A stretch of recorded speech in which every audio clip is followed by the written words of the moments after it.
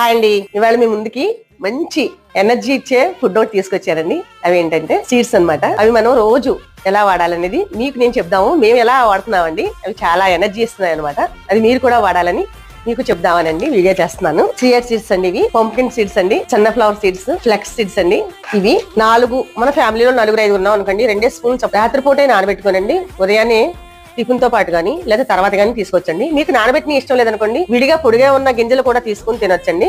మన ఇంట్లో menses time ఉన్న పిల్లలు ఉంటారు కదండి, వాళ్ళకైతే అసలు చాలా మంచిదంటండి. గర్భసంచికి చాలా బాగా పనిచేస్తాయంట ఈ ఫుడ్ మట్టుకు మర్చిపోకండి. ఇంకోటి ఏంటంటే ఇదిగోండి సియా సీడ్స్.